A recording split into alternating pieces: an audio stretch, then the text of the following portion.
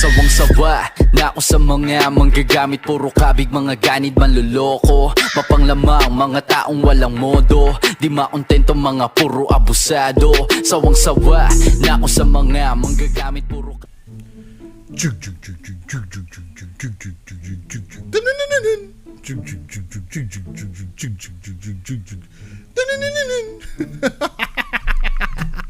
Anyway, moving on. Iba naman tayo ng subject natin ng re-reakan, ano. Ang re-reakan natin ngayon, si Real Ghost TV. Real Ghost V. Ako, sa akin, ang ano ko dito, ang basa ko dito, Real Ghost V eh. Real Ghost V naman talaga to, di ba? Hindi siya Real Ghost TV. Pwede Real Ghost TV. Kasi anong basa nyo dito? Real Ghost V to, di ba? Ghost V. Real Ghost V. Hindi siya Real Ghost TV. Anyway, kasi naman ito si Real Ghost TV.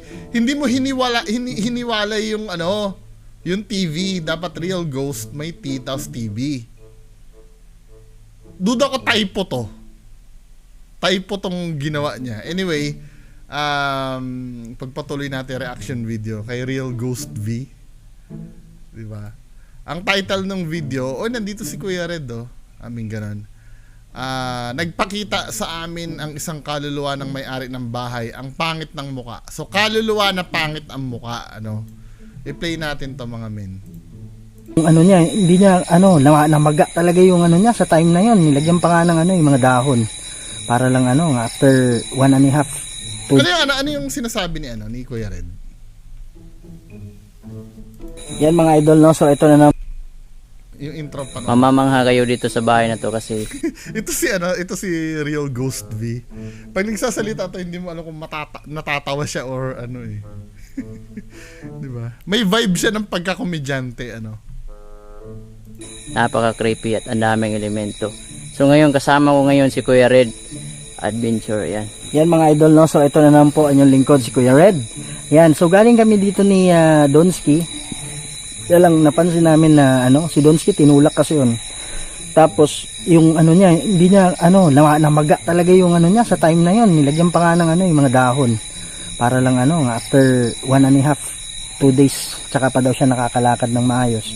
Alam mo, minsan simula nung napanood ko yung video ni Kuya Red na yung damit na nakahanger, yung lumilipad, medyo nabawasan ako ng paniniwala kay Kuya Red. Hindi, kasi ito si Kuya Red, di ba? Nai-interview to sa radio eh. Napanood ko yung bagamat hindi ko naman talaga pinanood, pero nadaanan ko, meron silang interview sa radio station ba yon? Kasi ang niya doon, ang niya doon sa baba, parang paranormal expert ba yun nakalagay doon sa baba. Paki-correct ako paranormal expert yata yung nabasa ko eh. Tapos biglang napanood ko yung damit na lumulutang. Nareakan ko yun eh, i-search niyo sa video nyo. Yung damit na lumulutang na nakahanger. Men, 'di ba? Ako, yes, pwede natin sabihin na kasi wala naman tayong patunay na yun ay damit nga na nakahanger, pero mukha siyang damit na nakahanger eh. Tsaka ang tagal-tagal niyang nakikita, men eh, 'di ba? Ako, para sa akin, 'di ba, ang nagiging rant video to kay Kuya Red, ako sa akin kasi, since nakikita mo yan, yung lumulutang na damit na yan, dapat ang gagawin mo, nakatutok yung camera mo. Kasi yan eh, parang breakthrough yan sa science eh. Yun na yung kauna-unahang pagkakataon na mapuprove mo talaga na totoo ang multo. Hindi lang, baka magkaroon ka ng Nobel Prize, dyan eh. Nobel Prize Award dyan eh, sa gagawin mo. 'Di ba? Yung nakikita mo lumulutang yung para sa akin, dapat ang magandang ginawa ni Kuya Red, nilapitan niya habang nakatutok yung camera. 'Di ba? Para makita natin yung nature talaga ng multo. Hindi habang kinukuha ni Kuya Red, nagdadahilan na siya na pag nilapitan mawawala 'yan, 'di ba? Para sa akin, di sana ipakita mo sa amin na mawala siya pag nilapitan. 'Di ba? wala kaming pakialam kung mawawala. Basta importante, nag-attempt kang lapitan. Pag nawala siya, 'di ba? Doon kami ma-amaze. Hindi, naintindihan nyo sana, ano, wag sasamaan loob sa akin ni Kuya Red. Kasi Kuya Red, skeptic po kasi ako eh. 'Di ba? At marami ako nakikitang red flag doon sa video nyo, 'di ba? Hindi ko naman sinasabing hindi totoo ang multo. Actually, isa ako sa mga believer talaga na ano na totoo talaga ang multo. Kaya lang syempre, 'di ba, yung kabulshitan ng video natin minsan, 'di ba? Parang hindi ma-ignore ng utak ko eh. I mean, hindi talaga nire-reject talaga siya eh. Kahit sa ang anggulo, kasi may mga bagay akong napapanood na pwede kong lokohin ng utak ko na yun ay totoong multo. 'Di ba? Pwede kahit may scientific explanation, pero yung lumulutang na lumulutang na damit. Nakita niyo na ba 'yon? Yung lumulutang na damit ni Kuya Red na nakahanger. I-search niyo lang Parang hindi talaga kahit nalukuhin ko yung sarili ko, nire-reject na sabi ng utak ko, pagka pinipilit kong lunukin, di ba? Anyway, pagpatuloy, kay Real Ghost TV na nagrarakbat kay Kuya Red na. Tapos mga idol, meron sigbin dyan. So hopefully, yung sigbin kasi hindi mo makontrol. Grabe yan eh. Sana wala yung sigbin. Parang, kasi simula nung napanood ko yung lahat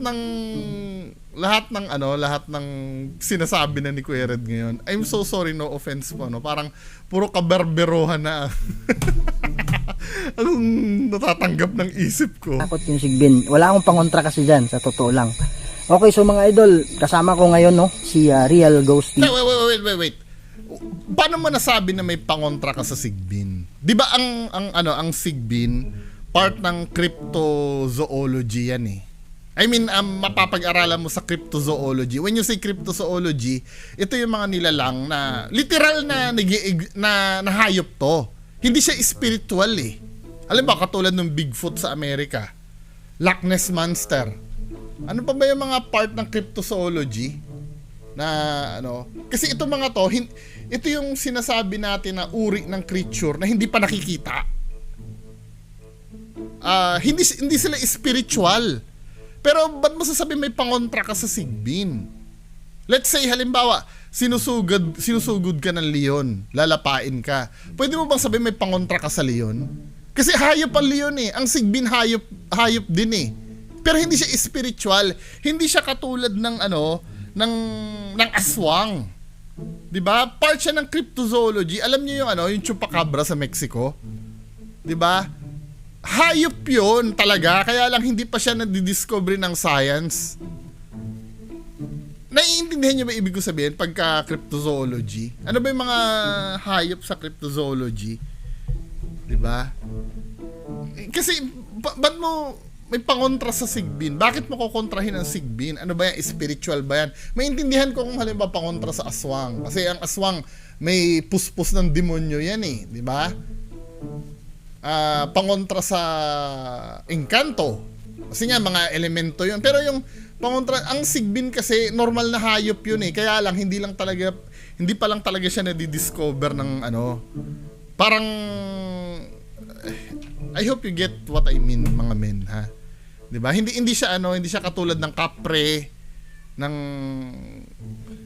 anyway. Sa lahat ng Kuya Red dyan, family dyan, please support Real Ghost TV. Lahat ng Kuya Red family, mga idol, kalat nyo, share natin. Okay, tulungan natin ha. Yan, so tulungan natin mambudol. Yun guys. Oo. Hindi, ito lang baka mamaya kasi nasabi ko yung budol eh, 'di ba? May nagkukwento sa akin, Real Ghost na sponsor mo. Ay, or hindi mo pa naman siya sponsor. Birthday mo pala is November 15. Tama? Yun lang ang sasabihin ko. Hindi ko sasabihin na nanghihingi ka ng cellphone na tigda 24,000. Anyway, pagpatuloy na natin. Pero makikita natin ngayon. Hahabulin natin guys. Alam nyo naman si Real Ghost TV. Kahit harap-harapan, hahabulin natin yan. So, tara. Host talaga? Kahit harap-harapan, hahabulin mo? O, tingnan natin nga. Diba? O, Forward natin. Okay na bawat misteryo lang si Kuya Red. kikita ng mga nga elemento na Ito ha, ito. na ba ang pasok May ano siya, may intro siya. Punahin naman natin yung intro ni Real Ghost TV. 'Di ba? So may mga pinapakita siya dito katulad niyan. Men, ito explainable. Pwede kasing tao 'yan eh. Hindi naman siya yung extraordinary na nakikita mo kasi may anino to men eh. Hindi nyo pala nakikita, sorry. Yan oh, ito yung ulo na yan. May anino yan eh. Explainable yan. Ano ba ba? handa ka na ba ang pasukin ng bawat misteryo O, katulad niya ito, ang itsura nito ay parang naka-hood siya na black. Explainable. sa gitna ng kakahuyan Explainable kasi ang sinasabi ko, hindi ko sinasabing peke ito ha. Pero ano to eh, pwede mo i-replicate yan eh. Yung mga ganyang bagay eh. mga elemento na nagsisigala kung minsan naman ay nagpaparamdam mga O, katulad niya ito, pwedeng may wig yan na nilagay nyo. nilalang na Explainable. mga ordinaryo mata sa gabi. Halika't samahan natin to kasi na misteryo kasama si Real Ghost TV. So guys, yan. Si Kuya Red. Real Ghost V, hindi siya Kuya Real Red, Ghost yan, TV. guys. So yan o. Kumunta talaga yung merong kubo-kubo dyan. Tingnan natin, doon na tayo sa mismong Yan. action na eksena. Kuya Red, alam mo, mas baba. Sa baba sila. Ayan o. Ayun. Wow! Basic study. Trademark ni Kuya Red yan, Yung mga demonyo, pag nagparamdam yan, bata. Bata, nagpapak. Ito, ang gusto ko kay Kuya Red, para, dahil siya convincing, di ba? Based on study, mga ganyan, di ba? Pero fake naman. Sorry, Kuya Red, Study ba? Yung mga demonyo, pag nagparamdam yan, bata. Bata, nagpapakita silang bata. Hindi, totoo yun. Totoo naman yun. Documented yun. Pero yung nag-aano sa kanila, di ba? Parang fake to men eh. Di ba? Let's face the truth. Kasi yung mga video nyo, parang ito nga yung puna ko nung kinumpara ko yung video ni AlphaGo 01 tsaka ni Kuya Red, di ba? Unang panood mo pa lang doon sa video nila Kuya Red, mabubulshitan ka na kagad. Kasi nga, hitik na hitik kagad sa multo. Once na i-play mo, parang, alam mo yun, sa sobrang isang barangay na multo agad yung makukuha sa video niya. Na para sa akin, napaka naman nun, napaka too good to be true naman nun. Hindi, I'm not saying na fake, ano?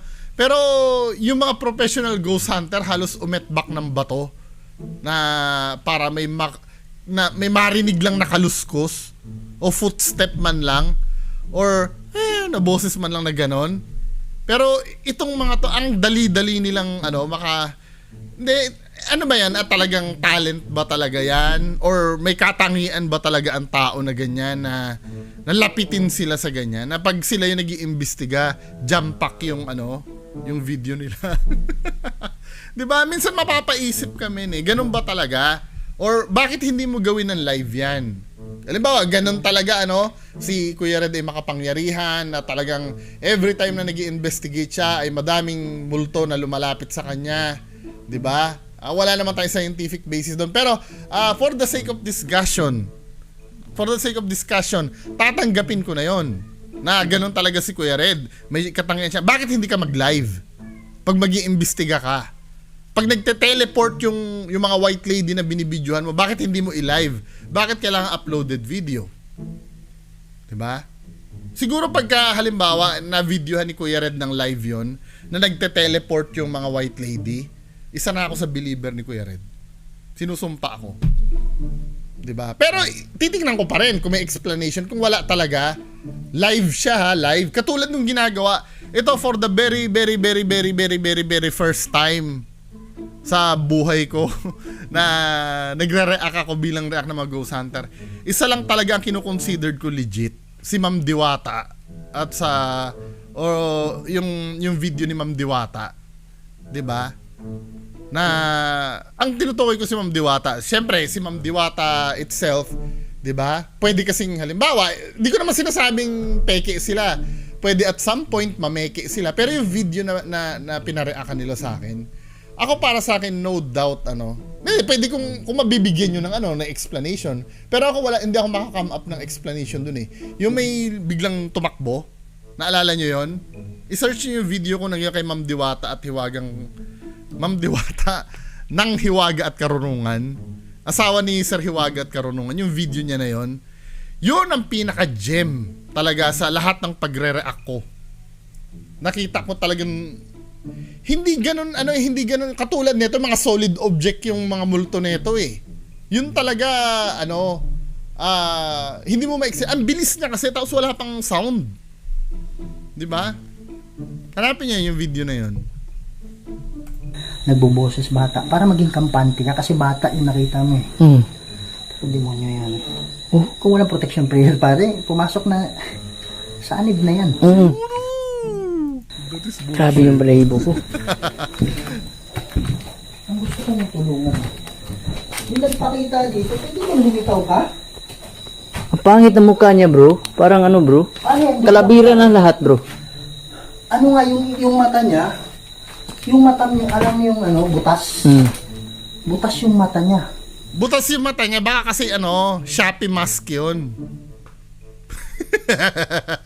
Magagalit na naman yung mga fans na ito sa akin. 'Di ba? Parang Forward ka natin yun.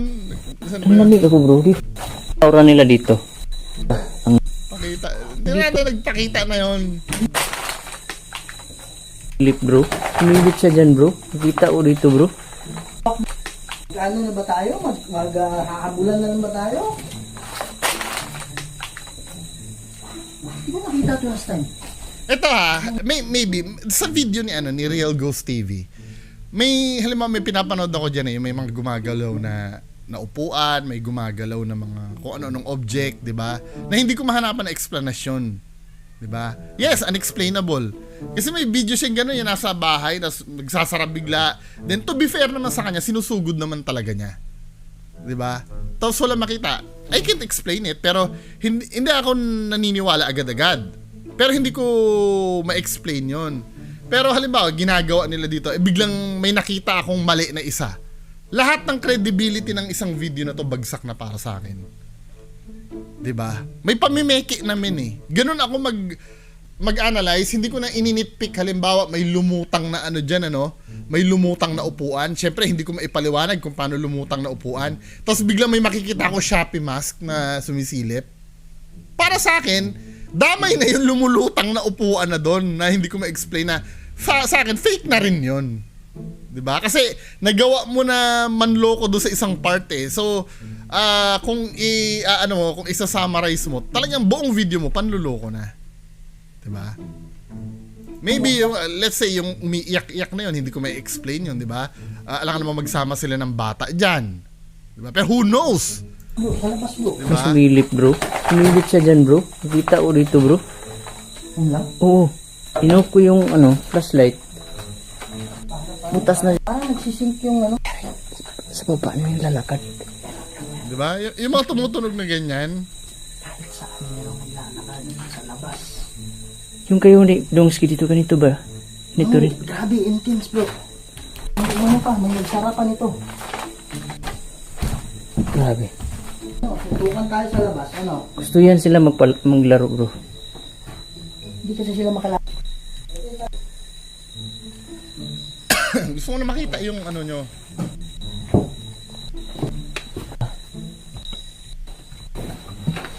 Pino-forward ko Ano to, guys? Mga lana. Di ba lagayan ng formalin? Hanap ako dito, bro. Alam mo nung araw do sa pharmacy namin nung araw, ganun na itsura ng bote na lagayan ng formalin Lana ba yun? Hindi, lana is oil, di ba? Ang dami pala dito, bro. Lana, bro. Lana? Oo. Sobra, bro. Ang baho, bro. Ha? Pa! Di ba formalin yan? Dali mo yan. Baho, bro. Or Ah, pesticide? bro. Punong-puno, bro. Ha? Puno. Tan?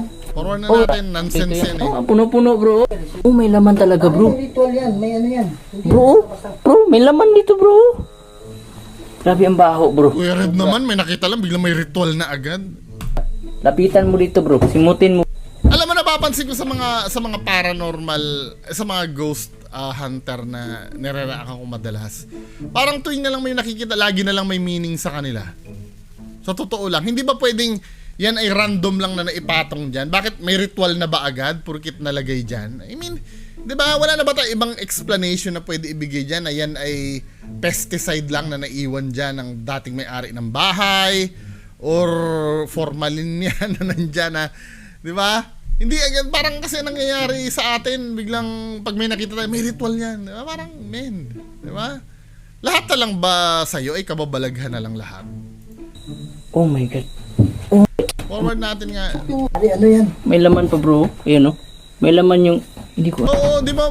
Babad na kayo diyan. Tinatakot nila tayo bro. Ito. Binabangga. Bro. Talik dito bro. Saan ba yung nakita niyo bro? Ha? Eh, tali bro. Wow. Ay, nahirapan akong pumasok. Kailangan ko lang, malaki lang talaga. Ayun daw, oh, ayan. Tignan mo dito bro. Ang pangit ng muka bro. Wow, yun yung kanina. Ayan bro. Yan bro. Wow. Oo. Lalabas ako ha. O, diba? Si Kuya Red, inano yan. Kinagat ni Kuya Red yan. So, ibig sabihin, peke si Kuya Red. Ganon gumamit ng common sense. Ano mo ako dyan? Wow. Sige bro, tutukan ko dito yan. Wala bro. Alam mo kung bakit nasabi kong peke si Kuya Red? Forward nga natin. Ano sa taas? Sana makita uli yun ha. Diba may sumilip kanina. Sumasak. Guys. Forward ko na. Saan na yun? Na po kayo ha? Yung amoy ng lana bro. O to, summarize Usapin mo nga yung summarize. baka nandito lang yung sagot. Actually, nasa ano yan eh. Nasa intro nila yan eh. Inispoil na nila sa intro yan, men eh. 'Di ba? Oh, so ito, saan na ba yun? Makikita ba nila yan sa labas? Anyway, dito na lang tayo mag sa intro. Ito yung unang entity or ito yung isang entity na nakita nila. Ayan oh. 'Di ba? Kuya Red, dito pa lang ito pinapamulat ko kayo na yung mga ganitong bagay peke. I-HD natin mga men. I-HD natin, 'di ba? O yan oh. 'Di ba? Yung spot niya dati bro, andun pa rin bro. Ganyan ba katagal magpakita ang ang multo? Sinasabi ko siya. Sadya ako dito. 'Di ba? Bro, para siyang ano bro? Parang Tingnan nga natin. I-zoom nga natin. 'Di ba? Dito pa nga lang, sakyan na nga lang ni Kuya Red to. Ano na to eh? Red flag na to men eh. 'Di ba? Parang pinapapeke ni Kuya Red yung sarili niya dito. Respetado si Kuya Red pero ganito ka cheap na na video tapos paniniwalaan ni Kuya Red na ganyan. Come on, men. Hindi yung mga fans ni Kuya Red, naniniwala pa rin ba kayo kay Kuya Red? Oh. bro, Diba? espiritu yan. Tapos ito pa. Oh, ito yung sumisilip kanina, 'di ba? Tapos sinakyan din ni Kuya Red to. 'Di ba? Alam nyo ba kung ano 'yan? Kung ano yung bagay na 'yan? Oh, ito 'yan eh. Saan na ba 'yon? Ayan oh, 445 sa Shopee. Di ba yan yun? Nagamit na ni Kuya Red yan before sa aswang niya. Di ba? Ayan yan eh. Oh. Ayan yan eh. Shopee mask yan, men eh. O, tingnan natin yung actual kasi ito, baka sabihin mo, hindi bungo, iba ang kulay niyan, iba yung kulay nun. O, tige, tingnan natin yung mga actual na nabili na nung na nabili na ng customer na itong sa Shopee na to. Diba? Kayo naman, diba, hindi ko sinasabi na sabihin nyo naman, sinisiraan ko na naman si Kuya Red. Pero ito yung direktang sampal na sa pagmumukha nyo na inuulol kayo ni Kuya Red. Diba? Halata naman na, tapos hindi niya pa i-deklara na for entertainment siya. Oh, kita nyo yan. Oh, di ba? Yan na yan yun eh. Oh. Yan na yan yung maskara eh. Oh. Di ba? Tingnan nyo yung kilay, tapos tingnan nyo ito. Kayo naman, men. Di ba? Wag na tayo, tsaka isa pa, ito ha. Let's say totoo to, ha? Let's say totoo to. Di ba? Kapag sinabi mong totoo yan, organic dapat itong yung face niya, 'di ba?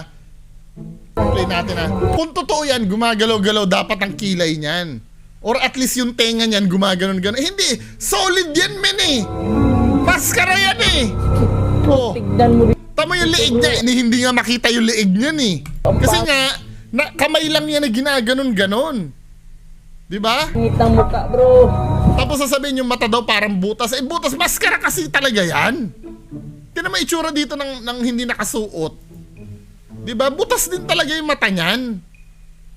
Kayo naman, ito itsura niya pagka nakasuot na. Diba? Baka nga si Kuya Red to. Diba? Yun ito yung sinasabi ko sa inyo na maging mapanuri tayo. Marami nabibiling maskara sa Shopee. Ito nakita ko na to kila Creepy Megs. Yung maskara na yan. O meron pa nga nakangiti men eh. 'Di ba? O meron pa nga ditong ito White Lady o kung ano pa man 'yan. 'Di ba? Maraming pwedeng bilhin sa Shopee na pwede nyong palitawin na yan ay multo. Uy, mukhang kulto ah. Biling ko kaya to. Bagong maskara ko. No? Ayan oh. Ayos ah. Ito may itsura. Ayan oh. Oo nga no, ang ganda niya oh.